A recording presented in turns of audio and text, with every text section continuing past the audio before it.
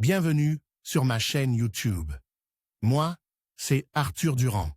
Et ici, je partage des astuces et des conseils sur les appareils électroménagers, la configuration des télévisions et les technologies de la maison intelligente. Si vous cherchez des solutions pratiques et des idées utiles, vous êtes au bon endroit. La chaîne se développe rapidement, alors n'oubliez pas de vous abonner, de liker et de laisser des commentaires pour me dire quel sujet vous intéresse le plus. Maintenant que cette intro est faite, passons directement au sujet de la vidéo d'aujourd'hui.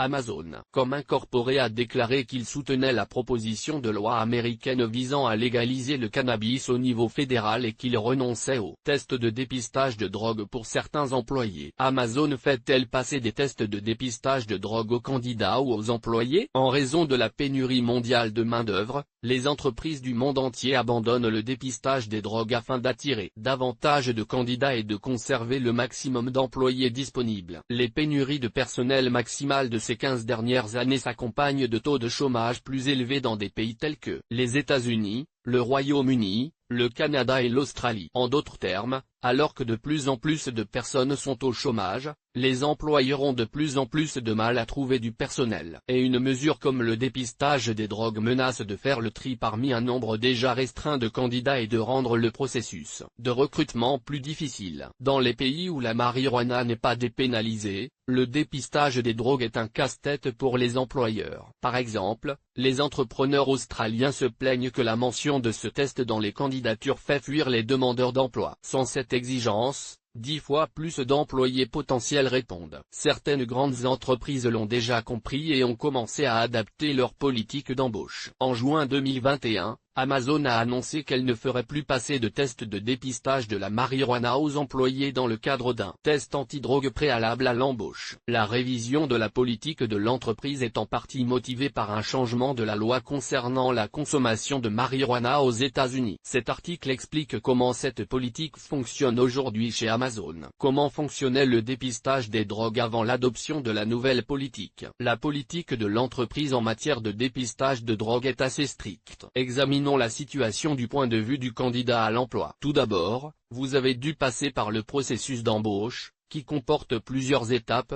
entretien avec le directeur des opérations de l'entrepôt où vous voulez travailler et vous interroger pour décider si vous pouvez passer à la deuxième étape. Vérification des antécédents, y compris des questions sur vos informations personnelles et votre expérience professionnelle. Passer un test de drogue.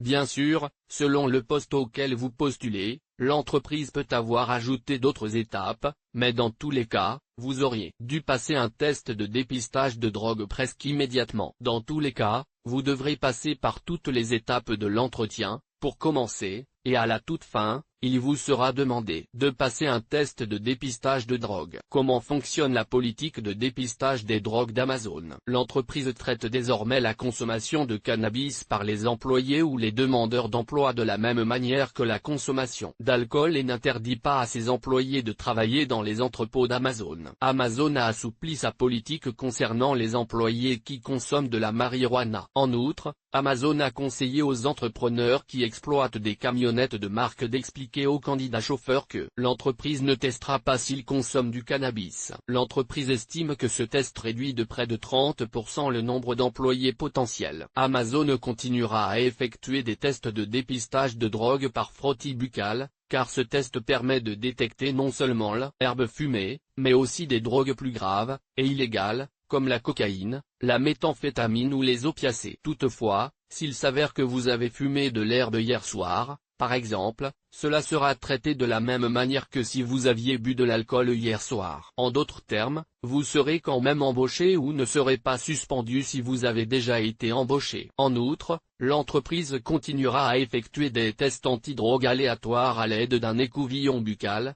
mais si vous ne faites que fumer de l'herbe après le travail, vous n'avez rien d'autre à craindre. Amazon effectue-t-il des tests de dépistage de drogue aléatoires? Amazon effectue des tests antidrogue aléatoires. Il se peut donc que vous fassiez partie des employés testés par l'entreprise. Cependant, les tests aléatoires signifient que vous pouvez ne jamais être testé pendant votre temps chez Amazon, ou, selon le cas, vous pouvez être testé plus d'une fois. Honnêtement, l'entreprise compte des dizaines de milliers, voire des centaines de milliers, d'employés et est le deuxième employeur privé des États-Unis, de sorte que vos chances d'être testé sont minces. Toutefois, les risques augmentent si vous travaillez avec des équipements qui, s'ils sont mal utilisés, peuvent être dangereux pour votre vie ou celle des autres employés. Même dans ce cas, vos chances d'être testé ne sont pas très élevées. En revanche, les chances d'être testé sont plus élevées si vous avez causé un quelconque accident. Comment se déroule un test de dépistage des drogues? Amazon fait des prélèvements buccaux sur ses employés. Il s'agit de l'un des tests les plus élémentaires permettant de déterminer quelle drogue une personne a consommé au cours des dernières 24 heures. Bien entendu,